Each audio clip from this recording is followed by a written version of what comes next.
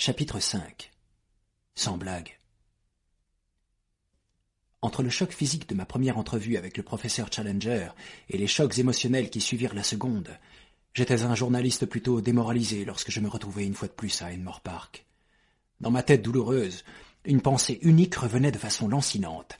Il y avait de la vérité dans le récit de cet homme, c'était d'une portée considérable, et cela pouvait déboucher sur un article extraordinaire pour la Gazette lorsque j'aurais l'autorisation de m'en servir. Un taxi attendait au bout de la rue, aussi je sautai dedans et me fis conduire au bureau. McArdle était à son poste, comme d'habitude. « Eh bien !» s'écria-t-il avec impatience. « Qu'est-ce que ça a donné ?»« J'ai l'impression, jeune homme, que vous êtes allé au front. Ne me dites pas qu'il vous a frappé. » « Au début, nous avons eu quelques mots. »« Quel drôle de bonhomme ! Qu'est-ce que vous avez fait ?»« Ma foi, il a repris ses sens et nous nous sommes expliqués. Mais je n'ai rien pu en tirer, rien qui soit publiable. » « Je n'en suis pas si sûr. Il vous a mis un œil au beurre noir et c'est publiable. Nous ne pouvons tolérer ce règne de la terreur, Mr. Malone. Nous devons remettre cet homme à sa place. Dès demain, je lui consacrerai un éditorial qui laissera des traces. Donnez-moi simplement les informations et je vous garantis que je vais cataloguer le gars une bonne fois pour toutes. Professeur Munchausen. Qu'est-ce que vous dites de ça, en guise de gros titre? La réincarnation de Sir John Mandeville. Cagliostro. Tous les imposteurs et les tyrans de l'histoire. Je le dépeindrai comme le charlatan qu'il est. À votre place, je m'en abstiendrai, monsieur. Et pourquoi donc? Parce que ce n'est pas du tout un charlatan. Quoi? Rugit McArdle. Vous n'allez quand même pas me dire que vous avalez toute son histoire de mammouth, de mastodonte et de serpent de mer géant? Eh bien, pour ça je ne sais pas. Je ne pense pas qu'il prétende quoi que ce soit de la sorte. Mais je crois bien qu'il a trouvé quelque chose de nouveau. Alors, pour l'amour de Dieu, mon gars, écrivez-le! J'en meurs d'envie, mais tout ce que j'ai appris m'a été confié à la condition expresse que je n'en fasse rien. Je résumai l'histoire du professeur en quelques phrases. Voilà où nous en sommes. McArdle avait l'air résolument sceptique. Bon, Mr. Malone, finit-il par dire. Pour ce qui est de la réunion scientifique de ce soir, cela ne peut être privé, de toute façon. Je ne pense pas qu'un seul journal voudra écrire un article là-dessus, car Waldron a déjà fait l'objet d'une douzaine d'articles et personne ne sait que Challenger fera un discours. Avec de la chance, on peut avoir l'exclusivité. Quoi qu'il en soit, vous y serez. Comme ça, vous nous ferez simplement un compte-rendu intégral. Je vous garderai une place jusqu'à minuit. Ma journée fut des plus occupées, et je dînai de bonne heure au Savage Club avec Henry Tarp, à qui je fis le récit de mes aventures. Il m'écouta, un sourire incrédule plaqué sur son visage émacié, et il hurla de rire en apprenant que le professeur m'avait convaincu. « Mon garçon, les choses ne se passent pas ainsi dans le monde réel. Les gens ne font pas des découvertes énormes par hasard pour finalement égarer leurs preuves. Laissez ça aux romanciers. Le bonhomme est aussi rusé qu'une bande de singes. Tout ça, c'est des fariboles. »« Mais le poète américain, il n'a jamais existé. J'ai vu son carnet de croquis. Le carnet de croquis de Challenger. Vous croyez qu'il a dessiné lui-même cet animal ? Bien sûr, qui voulez-vous que ce soit? Bon, et les photographies alors? Il n'y avait rien dans ces photographies. Vous admettez vous-même n'avoir vu qu'un oiseau. Un ptérodactyle. Ça, c'est ce que lui vous a dit. Il vous a mis cette idée de ptérodactyle dans la tête. Bien. Ensuite, les os. Le premier venait d'un ragoût irlandais, le second bricolé pour l'occasion. Si vous êtes futé et que vous connaissez votre affaire, vous pouvez truquer un os aussi facilement qu'une photographie. Je commençais à me sentir mal à l'aise. Après tout, peut-être mon enthousiasme était-il prématuré. Et tout à coup, il me vint à l'esprit une heureuse pensée. « Viendrez-vous à la réunion ?» demandai-je. Henry Tarp eut l'air songeur. « Ce n'est pas quelqu'un de populaire, l'aimable Challenger, fit-il. Beaucoup de gens ont des comptes à régler avec lui. J'irais même jusqu'à dire qu'il est l'homme le plus détesté de Londres. Si les étudiants en médecine débarquent, il va y avoir du rabuge. Je n'ai pas envie de me retrouver dans la fosse aux lions. Accordez-lui au moins la justice d'écouter ses arguments. Bon, ça me semble équitable. C'est d'accord pour ce soir. Je suis votre homme. Arrivés à l'auditorium, nous découvrîmes une foule plus nombreuse que prévu. Une file d'automobiles électriques vidait leur petite cargaison de professeurs à barbe blanche, tandis que le sombre cortège des humbles piétons qui se pressaient sous le porche révélait que l'homme de la rue, pas seulement l'homme de science, serait présent dans la salle. En fait, dès que nous prîmes place, il nous apparut qu'un esprit juvénile, pour ne pas dire gamin, régnait dans les balcons et le fond de la salle. En regardant derrière moi, je pouvais apercevoir les visages familiers des typiques étudiants en médecine. Apparemment, tous les grands hôpitaux avaient envoyé leur contingent. À présent, il régnait dans l'assistance une atmosphère de bonne humeur, mais aussi d'espièglerie. Des bribes de chansons populaires étaient reprises en chœur, avec un enthousiasme pour le moins étrange comme prélude à une conférence scientifique. Quant aux taquineries qui fusaient ici et là, c'était une joyeuse soirée, même si c'était aux dépens de ceux qui faisaient les frais de cette popularité douteuse. Aussi, quand le vieux docteur Meldrum monta sur l'estrade avec sa célèbre coiffe d'apparat à bord relevé, la question jaillit en un bel ensemble. « Où avez-vous trouvé ce galurin ?» Si bien que, gêné, il l'enleva précipitamment et le dissimula sous sa chaise. Lorsque, perclus par la goutte, le professeur Wadley boitilla jusqu'à son siège, de tous les coins de la salle furent exprimées affectueusement des inquiétudes sur l'état précis de son pauvre orteil, ce qui lui causa le plus vif embarras.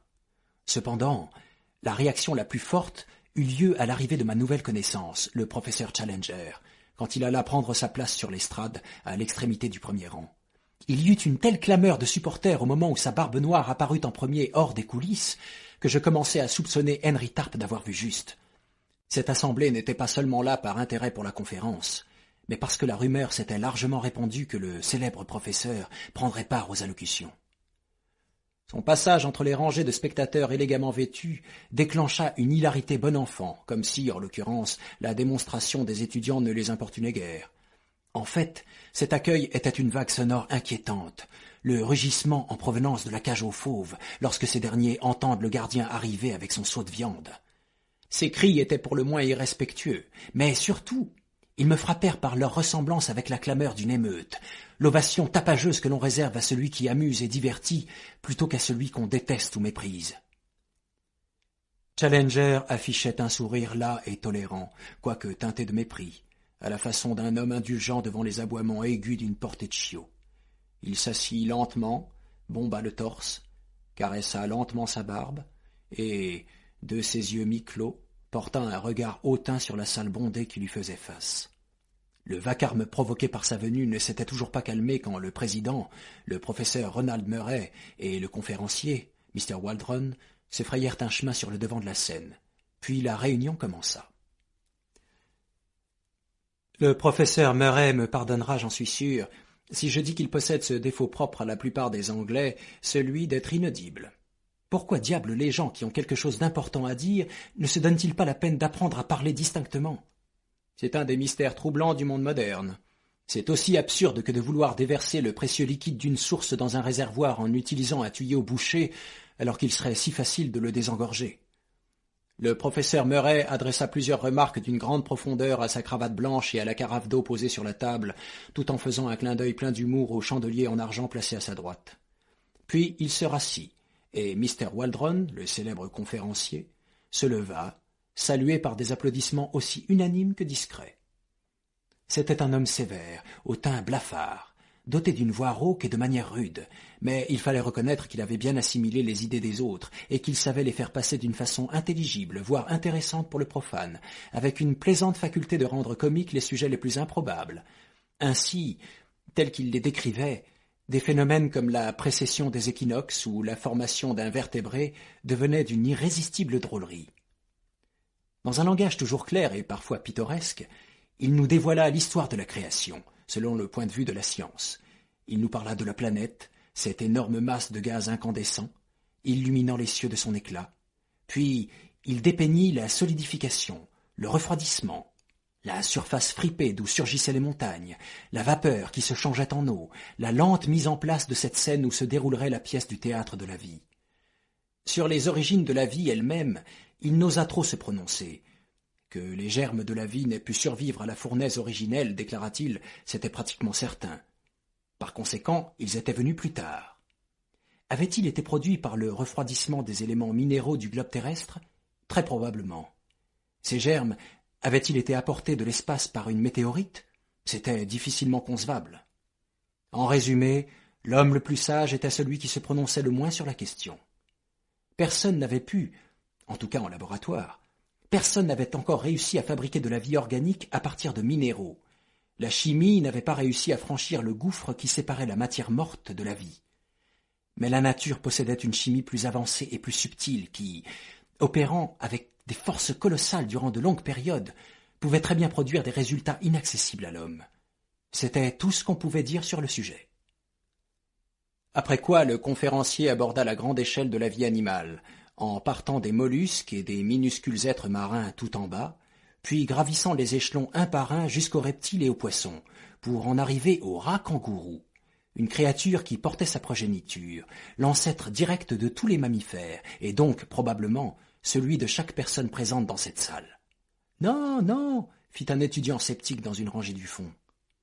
Si le jeune homme en cravate rouge qui venait de crier « non, non » et revendiquait sans doute l'éclosion de son œuf voulait bien l'attendre à la fin de la conférence, il serait enchanté de voir une telle curiosité. Rire dans la salle. N'était-ce pas étrange de penser qu'il ait fallu tant de temps à Mère Nature pour mettre au monde ce jeune homme à la cravate rouge? Mais était-il vraiment l'aboutissement ultime de cette gestation? Fallait-il considérer ce jeune homme comme le summum de l'évolution? Il espérait qu'il ne vexerait pas le jeune homme en cravate rouge s'il restait persuadé que, en dépit des nombreuses qualités dont ce jeune homme pouvait faire preuve dans le privé, les gigantesques rouages de l'univers n'avaient pas encore prouvé toute leur utilité après l'avoir fabriqué. L'évolution ne pouvait être un gaspillage d'énergie, elle était encore à l'œuvre, et nous réservait de plus grands accomplissements. Ayant ainsi joliment chahuté, dans l'hilarité générale, celui qui l'avait interrompu, le conférencier revint à sa description du passé, l'assèchement des océans, l'émergence des plages de sable, la forme de vie rampante, visqueuse, qui venait s'échouer sur la grève, la surpopulation dans les lagunes, la tendance des créatures marines à chercher refuge sur les plateaux boueux, là où les attendait une nourriture abondante, ce qui expliquait leur croissance phénoménale. « C'est pourquoi, mesdames et messieurs, ajouta-t-il, nos regards effrayés peuvent encore voir ces sauriens comme ceux qu'on a retrouvés dans les roches de Welden ou de Sollenhofen, mais fort heureusement, ils ont disparu avant l'arrivée du premier homme sur Terre. »« Sans blague !» gronda une voix sur l'estrade. Mr. Waldron avait un sens aigu de la discipline et un don particulier pour l'ironie, comme pouvait en témoigner le jeune homme à la cravate rouge. Aussi, celui qui l'avait interrompu l'avait fait à ses risques et périls. Mais cette exclamation lui paraissait si absurde qu'il en resta sans voix. Imaginez un peu un Shakespearien se trouvant aux prises avec un partisan endurci de Bacon, ou bien un astronome apostrophé par un fanatique de la Terre plate. Il fit une pause, puis, d'une voix plus forte, en détachant lentement chaque mot, il répéta « Ils ont disparu avant l'arrivée de l'homme. »« Sans blague !» gronda la voix, une fois encore. Stupéfait, Waldron parcourut du regard la rangée de professeurs alignés sur l'estrade, jusqu'à ce que ses yeux découvrent Challenger renversé dans sa chaise, les yeux clos, l'air amusé, comme s'il souriait tout en dormant. « Je vois, » fit Waldron en haussant les épaules. « C'est mon ami le professeur Challenger. » Puis il reprit sa conférence au milieu des rires, comme si cela expliquait tout et qu'il n'avait pas besoin d'en dire plus. Mais l'incident était loin d'être clos. Quel que soit le détour pris par le conférencier pour parcourir les jungles préhistoriques, cela le conduisait invariablement à faire une déclaration sur la disparition des dinosaures, ce qui lui attirait aussitôt les mêmes beuglements discourtois du professeur. Le public finit par les anticiper et se fit un plaisir de rugir en chœur à chacune de ses interventions. Les gradins surchargés d'étudiants se mirent de la partie, et chaque fois que la barbe de Challenger laissait voir une ouverture, avant même qu'un son ait pu franchir ses lèvres, des centaines de voix scandaient un « sans blague !» auquel un groupe tout aussi nombreux ripostait à coups de « silence !» et de « quelle honte !» Waldron, bien qu'étant un conférencier chevronné et un homme de caractère, était perturbé. Il hésitait, bégayait, se répétait, s'emberlificotait dans une phrase trop longue. Pour finir, hors de lui, il se tourna vers la cause de ses ennuis. « Ceci est absolument intolérable !» s'écria-t-il, tandis que ses yeux jetaient des éclairs d'un bout à l'autre de l'estrade. « Professeur Challenger, je me vois dans l'obligation de vous demander d'arrêter ces interventions stupides et grossières. » Un grand silence s'abattit sur le hall. Les étudiants étaient figés dans l'attente de voir s'affronter les grands dieux de l'Olympe. Lentement, la silhouette massive de Challenger se redressa sur sa chaise. « Et moi, Mr. Waldron, je me vois dans l'obligation de vous demander d'arrêter ces divagations qui sont une injure à la rigueur scientifique. » Ces paroles soulevèrent une tempête. « Quelle honte! Quelle honte !» Laissez-le parler! Jetez-le dehors! En bas de l'estrade! Combat à la loyale! Émergèrent comme les crêtes de ces vagues de protestation ou d'allégresse. Le président était debout, tapant dans ses mains et bêlant désespérément. « Professeur Challenger, opinion, personnel, après !» fut tout ce qu'on entendit de sa voix chevrotante. Le provocateur s'inclina respectueusement, sourit, caressa sa barbe et se rencogna dans sa chaise. Waldron, passablement rouge et prêt à en découdre, reprit son exposé. De temps à autre, après avoir fait une remarque, il lançait un regard assassin à son adversaire, lequel paraissait plongé dans un profond sommeil, avec ce même sourire bien heureux étiré sur sa face. Puis la conférence prit fin. Je suis enclin à penser qu'elle arriva plus tôt que prévu, car la conclusion en était décousue et bâclée. Le fil des idées fut brutalement interrompu, laissant l'auditoire nerveux et insatisfait. Waldron s'assit, et sur un couinement du président, le professeur Challenger se leva et s'avança jusqu'au bord de l'estrade. Dans l'intérêt de mon article, je retranscrivis son discours mot à mot. « Mesdames et messieurs, commença-t-il, tandis qu'un chahut notable s'élevait du fond de la salle. Je vous demande pardon. Mesdames, messieurs et les enfants, je vous prie d'excuser mon étourderie, j'avais oublié une grande partie de ce public. » Tumulte durant lequel le professeur resta immobile, avec une main levée, hochant son énorme tête en un geste bienveillant, tel un souverain pontife bénissant la foule. J'ai été choisi afin d'adresser un discours de remerciement à Mr. Waldron pour cette allocution pittoresque et pleine d'imagination que vous venez d'entendre. Il y avait là plusieurs points avec lesquels je suis en désaccord, et c'était mon devoir de les signaler au fur et à mesure. Mais il n'en reste pas moins que Mr. Waldron a parfaitement atteint son objectif, celui de raconter, d'une façon simple et vivante, l'histoire de notre planète telle qu'il la conçoit.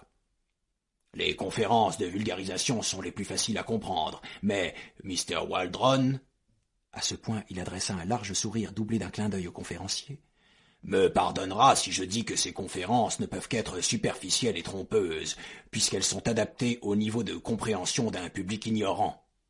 Acclamations ironiques. Le conférencier populaire est, de par sa nature, un parasite. Geste d'indignation furieuse de Mr. Waldron. Il exploite, pour acquérir renommée ou richesse, le travail accompli par son confrère misérable et méconnu. La plus modeste des expériences de laboratoire, la moindre brique posée pour l'édification du temple de la science, surpasse, et de loin, n'importe quel exposé de seconde main qui, certes, permet de passer une heure agréable, mais ne produit rien qui soit d'une quelconque utilité. Je fais cette observation évidente, non pas parce que je suis animé d'une quelconque volonté de dénigrer Mr. Waldron en particulier, mais parce que je ne voudrais pas que vous perdiez le sens des proportions et confondiez le serviteur et le grand prêtre. À ce moment, Mr. Waldron murmura quelque chose à l'oreille du président qui se redressa à moitié et fit une réprimande à sa carafe d'eau. « Mais trêve de cela !» Acclamations bruyantes et prolongées. « Permettez-moi d'aborder un sujet plus vaste. En tant que chercheur non conformiste, sur quel point particulier ai-je contesté la précision de notre conférencier? Sur la permanence de certaines espèces de la faune terrestre. Je ne parle pas de ce sujet en amateur, ni, si je puis dire, en tant que conférencier populaire, mais je m'exprime ici comme celui que son honnêteté envers la science oblige à s'en tenir scrupuleusement aux faits lorsque je dis que Mr. Waldron commet une lourde erreur lorsqu'il suppose que, parce qu'il n'a jamais vu un soi-disant animal préhistorique, ces créatures n'existent plus. De fait, elles sont, comme il l'a si bien dit, nos ancêtres, mais elles sont, si je puis me permettre l'expression, nos ancêtres contemporains. Et l'on peut encore les trouver avec toutes leurs caractéristiques monstrueuses et terrifiantes si l'on possède ne serait-ce que l'énergie et le courage pour s'aventurer dans leurs repères. Des créatures supposées datées du Jurassique, des monstres qui chasseraient et dévoreraient nos plus grands et nos plus féroces mammifères existent encore. Crie dans la salle. « Quelles âneries! Prouvez-le! Qu'est-ce que vous en savez? Sans blague !» Vous me demandez comment je le sais? Je le sais parce que j'ai visité leurs repères secrets. Je le sais parce que j'ai vu certaines d'entre elles. Applaudissements, tumulte et une voix. « Menteur! Suis-je un menteur? » Approbation enthousiaste et bruyante de la salle. Ai-je bien entendu quelqu'un me traiter de menteur? Je prierai la personne qui m'a traité de menteur de bien vouloir se lever, que je puisse faire sa connaissance. » Une voix. « Le voici, monsieur !» Tandis qu'un petit individu à lunettes, avec l'air inoffensif et qui se débattait furieusement, était maintenu debout au milieu d'un groupe d'étudiants. « Vous êtes-vous risqué à me traiter de menteur? »« Non, monsieur, non !» s'écria l'accusé, et il disparut comme un diable dans sa boîte. « S'il existe une quelconque personne dans cette salle qui ose mettre en doute ma sincérité, je me ferais un plaisir d'échanger quelques mots avec elle à la fin de cette conférence. »« Menteur !» « Qui a dit ça ?» De nouveau, l'inoffensif individu portait à bout de bras qui s'efforçait désespérément de replonger. « Si vous m'obligez à venir, vous... » Un ensemble de chœurs entonna « Viens, chérie, viens !» Ce qui interrompit le débat un bon moment, tandis que le président, debout, agitait les bras comme s'il dirigeait la musique. Maintenant le professeur, la face cramoisie, les narines dilatées et la barbe hérissée, était vraiment hors de lui. « Chaque grande découverte a dû affronter la même incrédulité. Le signe distinctif d'une génération d'imbéciles. Lorsqu'on vous présente des phénomènes grandioses, vous n'avez ni l'intuition ni l'imagination pour les comprendre. Tout ce que vous pouvez faire, c'est jeter de la boue à ces hommes qui ont risqué leur vie pour ouvrir de nouvelles voies à la science. Vous persécutez les prophètes, Galilée, Darwin et moi. » Acclamation prolongée et interruption complète. Tout cela est tiré des notes que j'ai prises rapidement sur l'instant, lesquelles notes ne donnent qu'un faible aperçu du chaos indescriptible qui régnait dans la salle à ce moment-là. Le tumulte était si considérable que déjà plusieurs femmes avaient battu précipitamment en retraite. Des universitaires dignes et respectables paraissaient tout autant gagnés par la folie ambiante que les étudiants, et je vis des hommes à barbe blanche se lever et menacer du poing l'obstiné professeur. L'immense salle tout entière, telle une marmite sur le feu, sifflait et bouillonnait. Le professeur s'avança d'un pas et leva les mains. Il y avait quelque chose de si imposant, si magistral et viril chez cet homme, que la clameur et les cris moururent graduellement devant son geste plein d'autorité et ses yeux dominateurs. Il avait un dernier message à transmettre. Ils firent silence pour l'écouter. « Je ne vous retiendrai pas, dit-il. Ça n'en vaut pas la peine. La vérité est la vérité, et le chahut d'une bande de gamins stupides, et j'ai bien peur qu'il faille ajouter leurs aînés tout aussi stupides, ne peut rien y changer. J'affirme que j'ai découvert un nouveau domaine scientifique. Vous n'êtes pas d'accord? » Acclamation. « Alors, je vous lance un défi. Voulez-vous désigner l'un d'entre vous, ou même plusieurs, qu'ils soient vos représentants et viennent vérifier en votre nom ce que j'affirme? » Mr. Summerlee, le vieux professeur d'anatomie comparée, se leva devant tout le monde. C'était un homme grand, maigre et austère, à l'air sec d'un théologien. Il souhaitait, disait-il, demander au professeur Challenger si les découvertes auxquelles il faisait allusion étaient celles qui avaient eu lieu au cours de son voyage jusqu'aux sources de l'Amazone il y a 2 ans. Le professeur Challenger répondit qu'il s'agissait bien de cela. Mr. Summerlee désirait savoir comment le professeur Challenger pouvait prétendre avoir fait des découvertes dans ces régions et qu'elles aient pu échapper à l'observation de Wallace, Bates et des explorateurs précédents dont la réputation scientifique était indiscutable. Le professeur Challenger répondit que Mr. Summerlee devait sans doute confondre l'Amazone avec la Tamise, qu'en fait il s'agissait d'un fleuve un peu plus grand, que Mr. Summerlee serait intéressé d'apprendre qu'avec l'Orinoco, qui se jetait dans l'Amazone, on accédait à un pays d'environ 80 000 km², et que dans un espace aussi vaste, il n'était pas impossible qu'une personne découvre ce qu'une autre avait manqué. Mr. Summerlee déclara, avec un sourire acide, qu'il était tout à fait conscient de la différence entre la Tamise et l'Amazone, qu'elle résidait dans le fait que toute affirmation ayant trait à la première pouvait être vérifiée, ce qui n'était pas le cas de la seconde. Il serait reconnaissant au professeur Challenger de bien vouloir donner la latitude et la longitude du pays où l'on trouvait des animaux préhistoriques. Le professeur Challenger répliqua qu'il avait d'excellentes raisons pour ne pas divulguer une telle information, mais qu'il était prêt à la confier, en prenant toutes les précautions nécessaires, à un comité restreint choisi par l'assistance. Mr. Summerlee voulait-il faire partie d'un tel comité afin de vérifier en personne l'exactitude de son récit? Mr. Summerlee. Oui, je le veux. Ovation générale. Le professeur Challenger. Alors, je vous promets que je vous remettrai les informations en main propre, tout comme je vous aiderai à trouver le chemin. Cependant, puisque Mr. Summerlee va aller contrôler ce que j'ai dit, il n'est que justice que je puisse avoir une ou deux personnes qui l'accompagnent pour contrôler ce qu'il dira. Je ne vous cache pas qu'il y a des difficultés et des dangers. Mr. Summerlee aura besoin d'un compagnon plus jeune. Y a-t-il des volontaires? C'est ainsi qu'un homme part à la rencontre de son destin. Aurais-je pu imaginer, lorsque je pénétrai dans cette salle, que j'allais m'engager dans une aventure qui dépasserait mes rêves les plus extravagants? Mais dites-moi, Gladys, n'était-ce pas l'occasion dont nous avions parlé? Vous m'auriez dit de partir. Je me levai d'un bond, je pris la parole, et pourtant ce que je disais n'était pas prémédité. Henry Tarp, mon collègue, tirait sur ma redingote et je l'entendais murmurer « Malone, asseyez-vous, ne vous ridiculisez pas en public !» Dans le même temps, j'étais conscient qu'à quelques sièges devant moi, un homme grand et mince, à la chevelure d'un roux sombre, s'était levé lui aussi. Il me lança un regard sévère, rempli de colère, mais je refusai de céder. « Je partirai, monsieur le président !» répétai-je encore et encore. « Son nom, criait l'assistance. « Je m'appelle Edward Dunn Malone. Je suis reporter à la Daily Gazette. Je jure que je suis un témoin absolument impartial. »« Et vous, monsieur, quel est votre nom ?» demanda le président à mon rival. « Je suis Lord John Roxton. J'ai déjà remonté l'Amazone. Je connais parfaitement le terrain, et je suis particulièrement qualifié pour cette enquête. » La réputation de Lord John Roxton comme sportif et voyageur est certes connue du monde entier, dit le président. En même temps, ce serait une bonne chose d'avoir un membre de la presse pour une telle expédition.